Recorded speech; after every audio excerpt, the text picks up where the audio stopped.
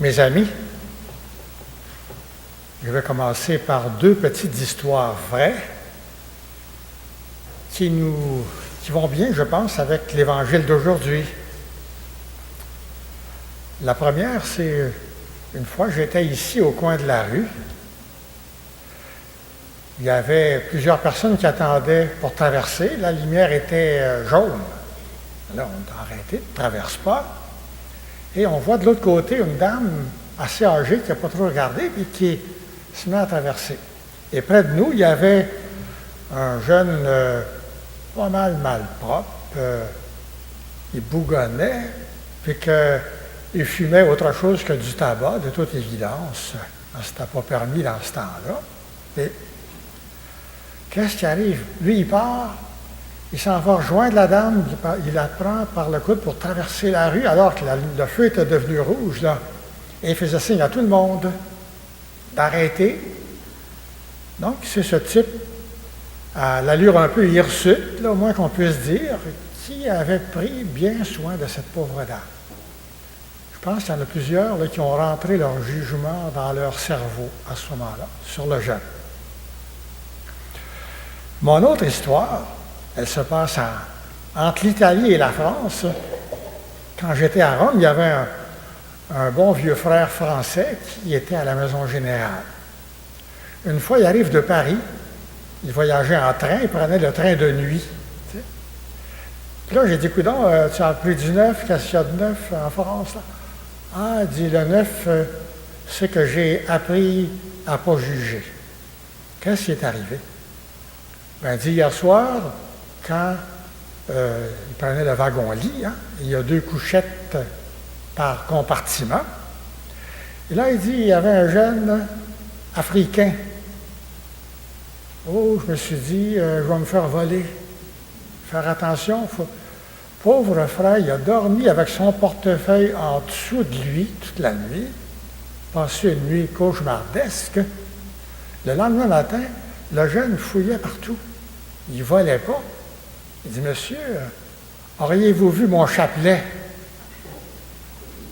Auriez-vous vu mon chapelet? Il dit, j'ai promis à ma mère que je dirais mon chapelet tous les soirs. Là, il dit, je me suis endormi avec, puis je ne le trouve plus. Juger, c'est quelque chose. Juger une personne sur son apparence, sur l'idée qu'on en a avant de la connaître. Hein, c'est pour ça que dans la première lecture, on dit « juge pas une personne avant de l'avoir entendue ». Juge pas une personne avant de l'avoir entendue. Et entendre une personne, c'est aussi bien la voir agir. Parce qu'on juge l'arbre à ses fruits.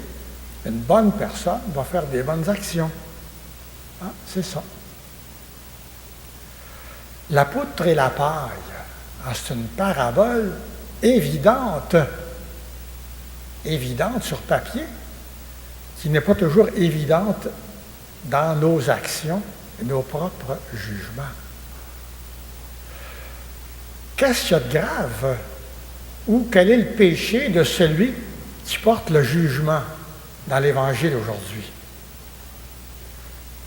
Ce n'est pas le fait qu'il a voulu corriger l'autre. Non. C'est le fait que lui-même est aveugle sur sa propre situation et qu'il se base sur ce qu'il est pour aller avec beaucoup de condescendance dire à l'autre, ben voici, je vais t'enlever la petite paille que tu as dans l'œil. Et il se sert de sa prétendue perfection pour vouloir faire la leçon. Il y a quelque chose de gros dans cet évangile-là, d'ailleurs. Hein, vous voyez, la poutre et la paille. Une paille dans un œil, c'est déjà gros entre nous. Un grain de poussière, ça dérange déjà pas mal. Mais en tout cas, c'est plus petit qu'une poutre. Moi, si quelqu'un vient me dire un gros défaut, j'aimerais pas ça. Ben, je vais dire, c'est pas si grave que ça, tout le monde les connaît, mes défauts. Mais si quelqu'un arrive avec prétention, alors que moi je sais quels sont ses grands torts, et qui vient travailler dans mes petites affaires ou mes petits défauts, bien là, ça blesse énormément. Parce que ça, c'est pas tout le monde qui voit ça. Puis ensuite, je me dis, bien, coudonc, lequel devrait qu'il se mêle, lui qui a le don en confesse? Commencer. Avant de se mêler de mes petites affaires. Ça blesse davantage. Parce que la disparité est très grande. La correction fraternelle, d'ailleurs, c'est pas ça qui est le problème de notre type avec la poutre dans l'œil. C'est la façon qu'il le fait et le pourquoi il le fait. Est-ce qu'il le fait parce qu'il aime son frère et voudrait qu'il vive autrement, ou pour lui montrer que lui est parfait?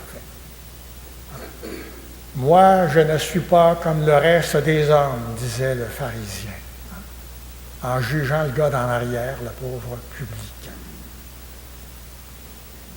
Quel est notre gros problème souvent dans le jugement? C'est que nous jugeons d'après ce que nous sommes, d'après ce que nous croyons, d'après ce que nous voyons et d'après nos préjugés. Il y avait un bon confrère à Rome qui, à un moment donné, c'était pas un Italien, puis il dit les desserts italiens sont déficients. Il dit, vous ne voulez pas dire différent, mon père? Peut-être ça, la réalité. Quand c'est des desserts, c'est pas grave. Quand c'est des personnes, c'est plus grave. Par exemple, moi, je peux trouver qu'un réfugié ou un immigrant a une conduite étrange. Ben, peut-être c'est des coutumes qui sont différentes. Il est peut-être plus étranger qu'étrange. Il y avait une belle parole de Gilles Vigneault l'autre soir dans son entrevue à RDI, et qui disait ce proverbe algonquin. Avant de juger quelqu'un, marche 6 jours dans ses mocassins. Là, tu vas commencer à le comprendre. Bon. Jésus nous invite à voir avec ses yeux. C'est peut-être ça le résumé de l'Évangile d'aujourd'hui. Et l'Évangile nous dit, on reconnaît l'arbre à ses fruits.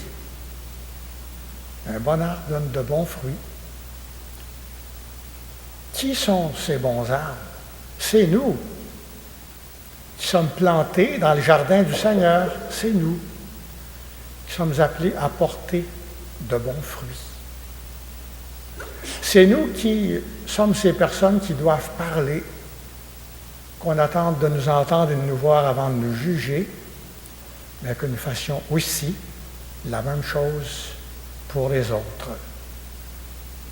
Oui, mes amis, nous sommes ces bons arbres qui veulent porter de bons fruits.